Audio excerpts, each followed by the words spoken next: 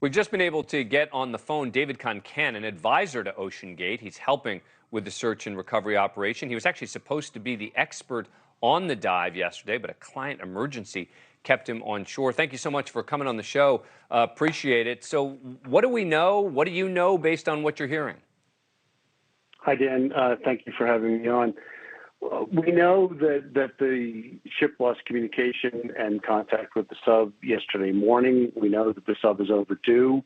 We know that we are doing everything possible to reestablish contact with the sub and also to get assets out on site that can find the sub and recover it, whether or not it's able to do so itself or otherwise. So we're moving hard. I've had about 90 minutes of sleep in the last 2 days. For background, I've done 5 prior expeditions to the Titanic. I've led an expedition to the Titanic. I've made multiple dives to the wreck site. And I also led and expeditions that found and recovered the Apollo rocket engines for Jeff Bezos at depths deeper than the Titanic. So that's why I'm an advisor to OceanGate. And what we've been doing on land at their request is finding all the assets in the world that can get to the site and bring our people home. What is it? That's what I'm helping with. What does it mean to be trying to reestablish communication? I mean, is there hope? Does that happen where for a day you can't establish communication and then suddenly you're able to reestablish it? Yes.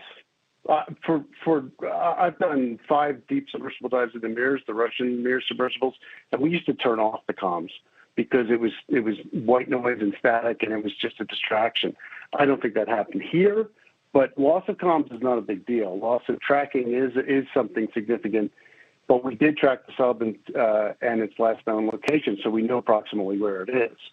So loss of comms, I'm not excited about that. Loss of location, different story, but we know where approximately it is. It's getting there in the 96-hour window before the occupants run out of oxygen that is the most important factor, and that's what we have been focused on 100% of the time, like I said, me since yesterday.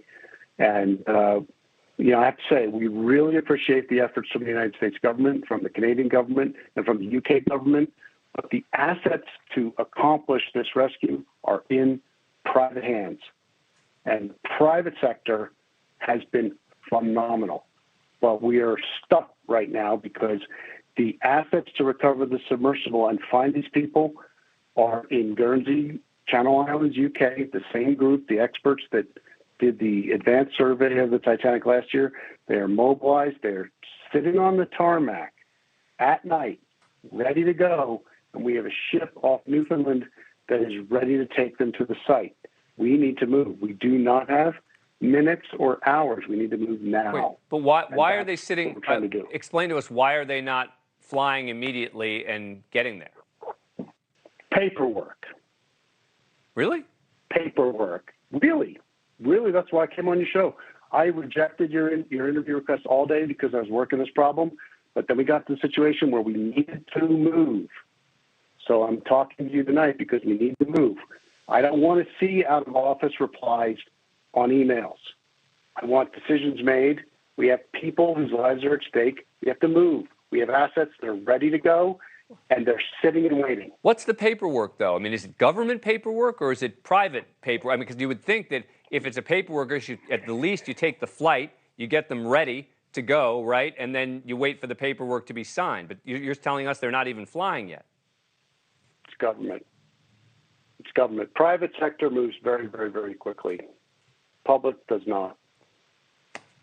Wow. And listen, I don't want to disparage the government officials that are helping because they're doing their jobs, but we need to do it quicker. The private sector is ready. They've been ready for hours.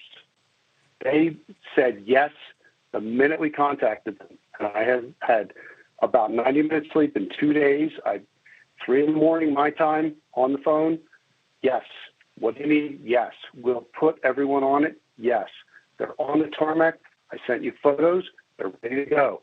I don't need an out-of-office reply from the U.S. Navy or someone else saying, sorry, I'll be back on the 23rd. That will be too late. We need this to go now. Very quickly, if you are able to get there, what is the timing, do you think? It sounds like you know the basic location where it is. How long would it take them to get there and potentially rescue, access, pull, whatever you would do with the vessel? It's a matter of hours. If we move fast, we can get to the site in 40 hours from where the ship is now. If we get the assets flown from Guernsey Channel Islands overnight, we can have them mobilized on the ship in a day, and we can get there inside the window.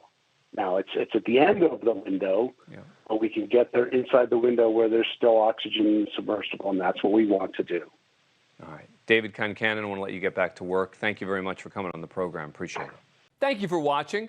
Go to newsnationnow.com to find NewsNation on your cable provider. And don't forget to click the red subscribe button below to get more of NewsNation's fact-driven, unbiased coverage.